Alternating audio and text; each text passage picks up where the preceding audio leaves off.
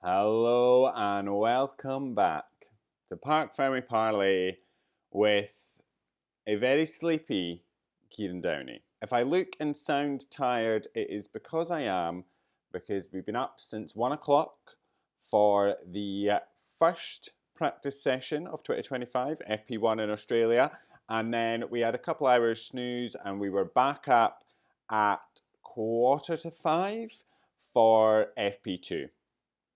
So we've probably had about 5 hours sleep. But I can't wait to do it all again tonight for FP3 and qualifying. But that's not what we're not here to talk about. That what we're here to talk about is FP1 and FP2 because F1's back.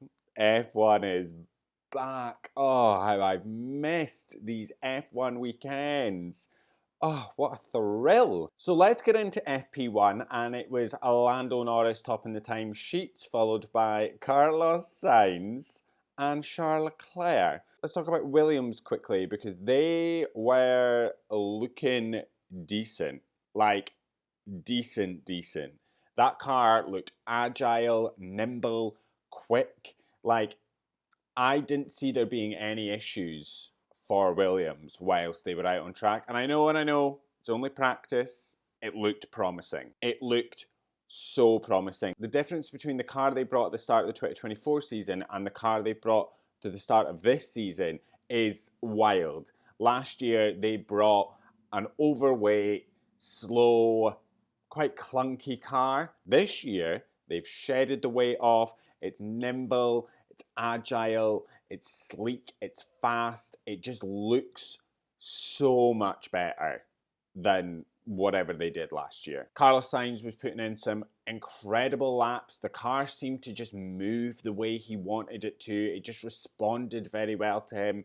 I think he was one of the few drivers that went out that didn't have any real issues, because like turn six caused a lot of problems. We'll come on to that slightly, but like every single driver hit some gravel at turn 6, and again at turn 12, caught quite a few people out. Williams just didn't seem to have that problem. Carlos just didn't seem to have that problem. And I went into this weekend with Carlos on my mind, mostly because last year he won the Australian Grand Prix in Ferrari, and this year he's in a Williams, maybe fighting for points. Could this man be fighting for a win in a Williams? Like, I know we shouldn't be getting ourselves all worked up about it and reading too much into it because it's FP1 and it's practice, but could he be winning in a Williams? I imagine. I actually think I'd have a breakdown. Like, I'd have a complete meltdown. I think I'd have to take a week off work. I think it'd be too much. But in all seriousness, that Williams does look markedly better than whatever they did last year. Like, you can't even compare the two cars. It is so much better. And finishing P2 in FP1 was very unexpected. I did not see that coming. I don't know if there was a little bit of an issue for Albon for most of that session, because he spent a lot of time in the garage. Like, when the session went green, everyone went out, and Albon just kind of stayed in the garage. He came out, would do a run back to the garage. I think there was a lot of setup changes happening with Alex's car. He did end up getting some running, and he finished P6. Again, in a Williams, very, very respectful. Williams is definitely a team to watch this weekend. Definitely a team to watch, and it has got me very excited for their qualifying. And I just pray, like, their quali runs seem to be good. I just pray they've got race pace. If they get a decent qualifying in, I just pray they have got race pace. As I said, we got a lot of drivers really struggling at turn 6. They've reprofiled all that barrier at turn 6 just after the George Russell crash last year. So they've done a lot of work. They've moved the gravel trap closer to the edge of the track, which means that we got a lot of drivers kicking up gravel, and I can see it being a bit of an issue during the race. Like, I can see track limits there being maybe a bit of an issue. It does kind of make me think of Austria, where they put in temporary gravel traps to stop people from running wide. And it does work, but we got a red flag because there was gravel getting kicked up all over turn 6 and they had to bring a sweeper out to move the gravel. Turn 12 caused people a lot of issues. It caused Oliver Bearman a huge problem. He came into turn 12, he bottomed out the car, hit the gravel. When he came onto the grass, lost control of the car, spun and crashed his car, and we got red flag. Ollie. It's just not what you want, is it? It's just not what you want. Like, a rookie, his first full season in F1, he's a full-time driver. The first session out of, like, what, 120 something, and he's crashed the car. And I know that there will be a bit of a leniency towards it because he is a rookie and, you know, he's getting used to Formula One machinery. He has done 3 races last year, so he is probably one of the most experienced rookies we have this year. But it's just not what you want. You don't want to be coming in like every race this year, every session this year as a rookie. For all the guys, it matters and it counts because a lot of these guys are only on like 1-year contracts and they are basically auditioning every single time they go out there because there's so much talent in Formula One or in the junior series and stuff that want these seats that you have to be impressing all the time. And if you're not impressing, you're out, unless you're Lance Stroll. It's just, I'm taking it as a blip, and I think he'll come back better. I pray, I hope. Not great for Oliver Bearman. He didn't do any running in FP2 at all because they just couldn't get the car fixed in time. But I feel really bad for Ollie. I feel really bad for him. Fingers crossed for a good FP3 and a good qualifying. In terms of the other rookies, just quickly, we have... I'm going to stick Liam Lawson in because it is his first full-time session. Nowhere really near Max. Like, nowhere really near Max. He finished FP1 in P16, whereas Max finished P5. He did have a few moments where he clipped the barriers. I have to say, I think Lawson looked incredibly scruffy across both sessions. Like, incredibly scruffy. I don't want to be too negative about him because he is getting a lot of bashing and it probably isn't justified, but yeah, I kind of expected him to be a bit closer to Max. I also think Red Bull expect him to be a bit closer to Max, and he is going to need to be closer to Max. They don't need him to be beating Max. I don't think they need him to be... Max is their driver. They're quite happy to let Max go and do his thing as long as their second driver can keep it in and around where Max is. And again, it's only practice. Let's reserve judgments until qualifying in the race. And Australia is a sort of outlier circuit. It's a street circuit. It is tricky. It's demanding. It's not like any of it. Like, it's going to be quite hard to take what we see in like Australia to China because they're two massively different circuits. Massively different. So I'm kind of reserving, I'm going to reserve some judgment just now, but I did expect Lawson to be closer to Max. We then had Gabriel Bortoleto. He finished 15th. Kind of thought he'd be finishing at the back of the pack, I'm not going to lie, because that Sauber looked slow. But not bad from him. He did beat his teammate, however, who was Hulkenberg. Antonelli in 14th. Again, FP1.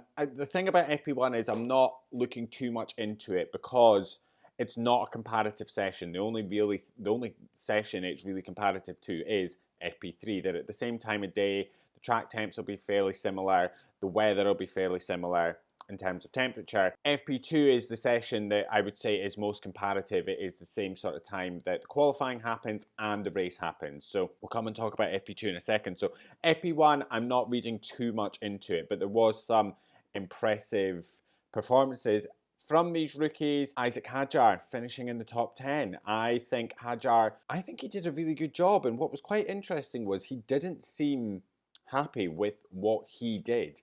He didn't think he was getting the performance out of the car and pushing as hard as he could.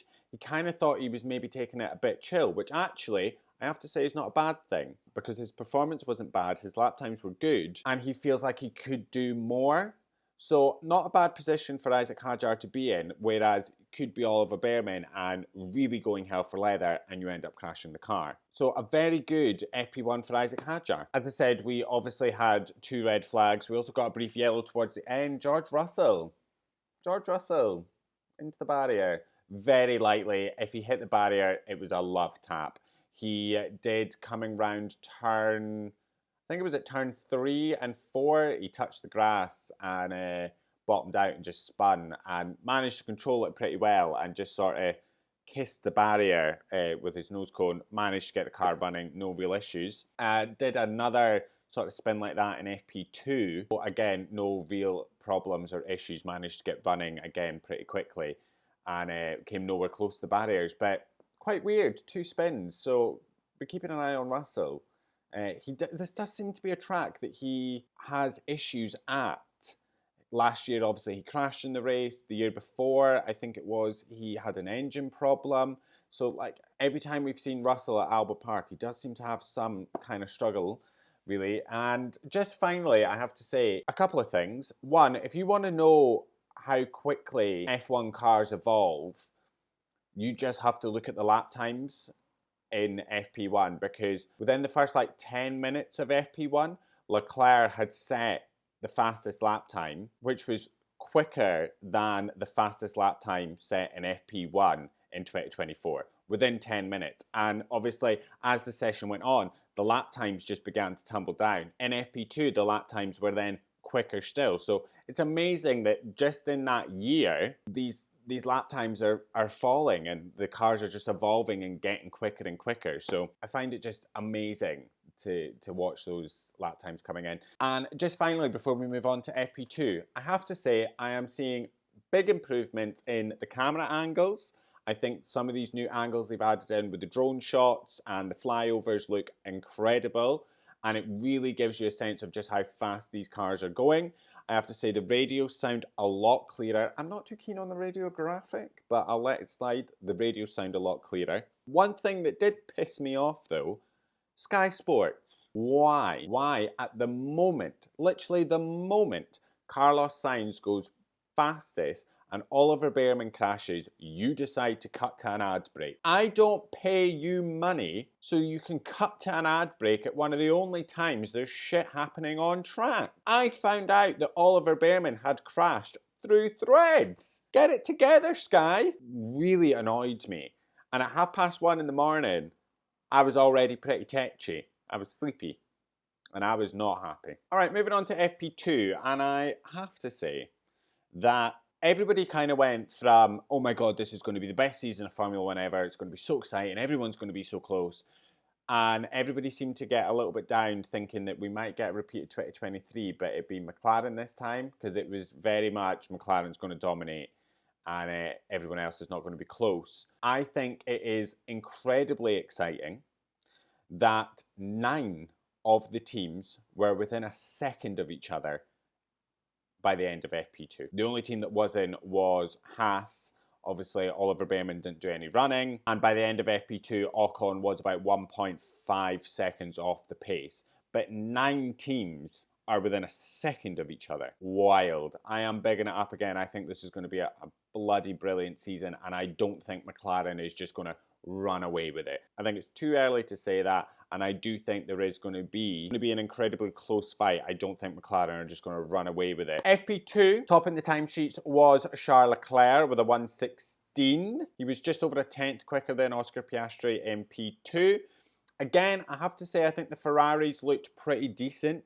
Both Hamilton and Leclerc didn't really seem to have much problems. Again, the McLarens didn't seem to have much problems. They seemed pretty agile. I think we're in for quite a decent fight between those 4 cars. Coming in at P4, Yuki Tsunoda. Yuki Tsunoda in a Racing Bulls. A V-Carb was sitting P4 at the end of FP2. I think it spells a good sign for qualifying, because it was, obviously, these times are the fast runs, the quali runs that we're seeing quite a lot of. There was a little bit of a mix of high fuel race running, because quite a few of the teams didn't really manage to do that because of the red flags that were happening in FP1, McLaren being one of those teams. So when you're looking at the lap times, the quickest are those sort of quali runs, and I think it bodes well for V-Carb. I have to say I wasn't that impressed by V-Carb during testing. I know it's only testing. I left testing Bahrain being like, I'm not too sure about this V-Carb.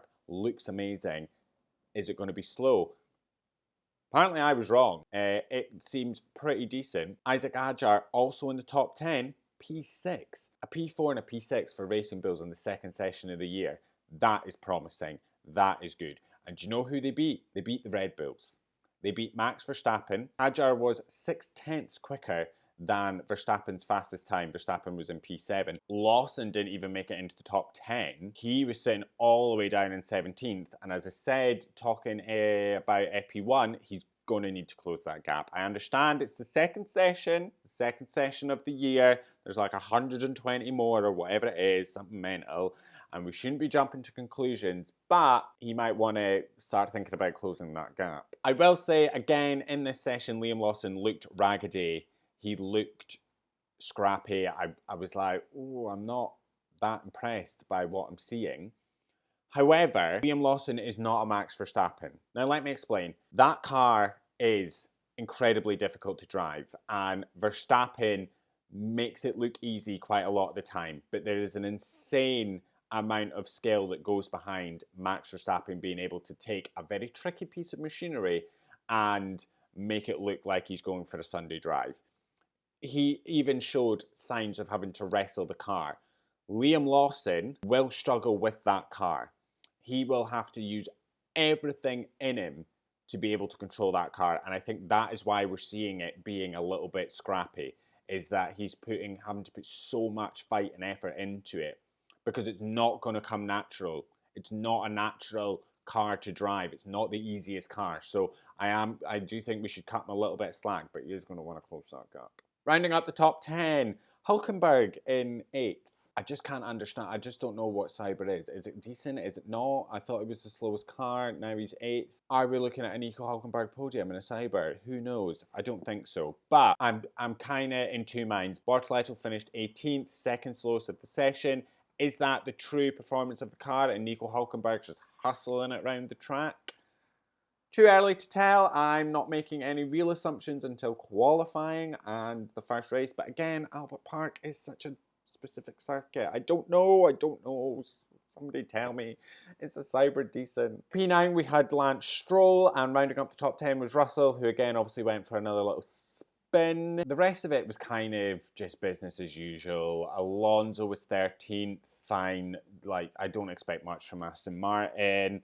Albon and Sainz. Sainz was 11th, Albon was 12th. Kind of feels like that's where the Williams should be. But I don't think Sainz did any soft tyre running. I think he was only on the mediums. So I think it was just a lot of race running there. However, both of those Williams drivers were in 9/10 of Leclerc, who set the fastest time. So still within the second, still very, very good for the Williams. The only drivers that were sort of 1 second plus off the pace was Pierre Gasly, Kimi Antonelli, Liam Lawson, Gabriel Bortoleto, and Esteban Ocon. Haas, it's not looking good for Haas so far. They had an alright FP1 with Ocon. Obviously, Behrman crashed. No running in FP2 for Behrman, and Ocon finishes last. I think it's too early to say I'm worried.